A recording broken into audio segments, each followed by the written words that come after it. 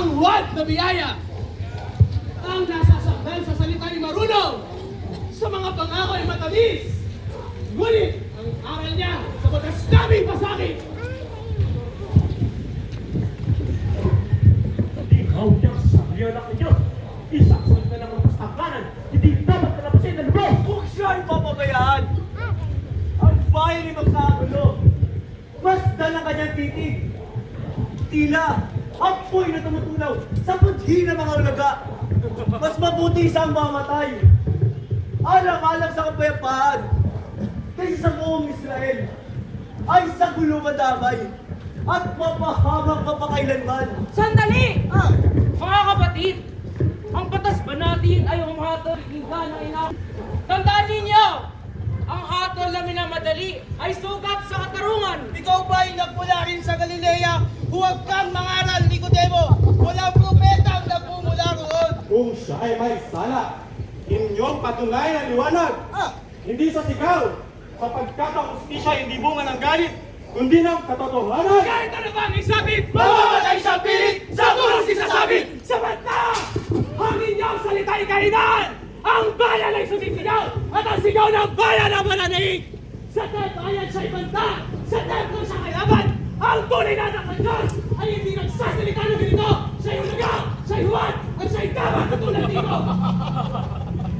Sa bigat ng paratang, ang katotohanan ay nilibing, at ang walang sala ay ginawang salarin.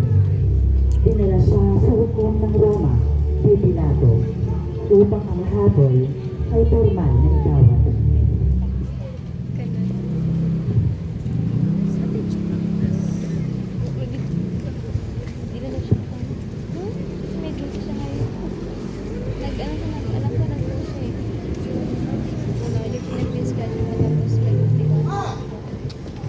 Kaya po namin kay Poncio Pilato. Ang ibig ko sana'y magpakita ka ng milagro upang ako'y may maligtas sa siyang kakamatay mo at kung yun na may magagawa mo. Kami at ng 10 dalil ko, luluhod nagsasamba sa'yo at kami, Diyos sa totoo! Ano? Ang sakdal, parata, laban sa tao. Itong taong hanga! Jesus sa pamagat! Bakit kayo nagdala sa akin ng tila tahimik? At ka rito. Kung siya'y hindi salarin, bakit namin siya ihaharap? Ang bayan ay kanyang pinupukaw. Kapangyarihan mo, gobernador, ay pinapahamak. Kung gano'n, sagutin mo. Ikaw ba? Hindi lalagin ka ang hari. Mga Hudyo? Ay aking hari. Hindi.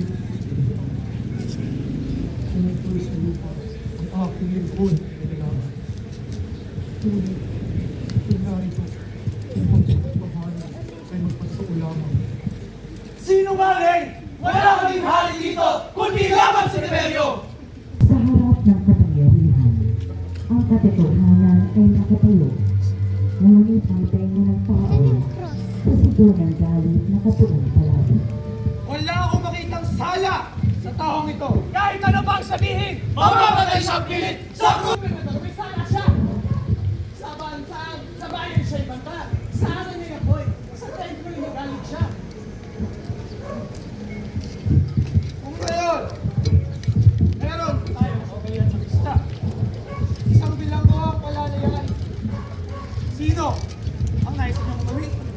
Ngayon din, ay nakakawala. Bawal! Ilabas si Barabas. Ito! Barabas!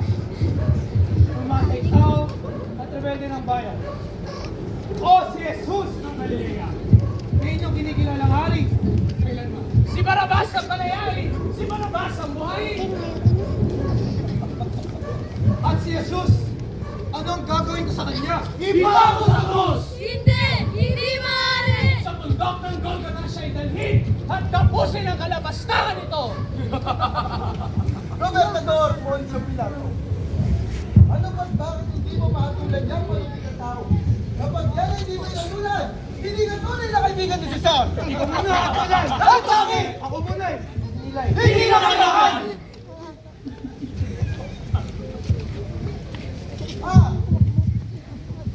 Poncho!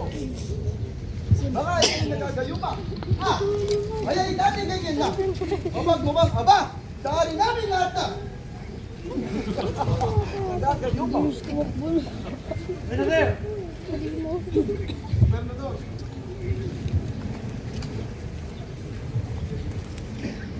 Kung gayon, ako, Poncio Pilato, Gobernador, at ako, sasakop ng Imperyong Romano. Ang hatol ko ukol sa pagkakasala ng taong ito, ipako sa tiparipa sa gitna ng dalawang magnanakaw. Bawal! Bawal!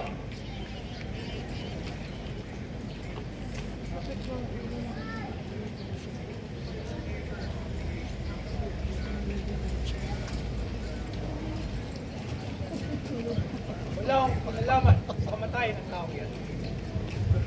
At sa paghuhugas ng kamay, hindi nahugasan ang kasalanan. Ang hatol ay bigay, at ang krus ay inihanda sa daraanan.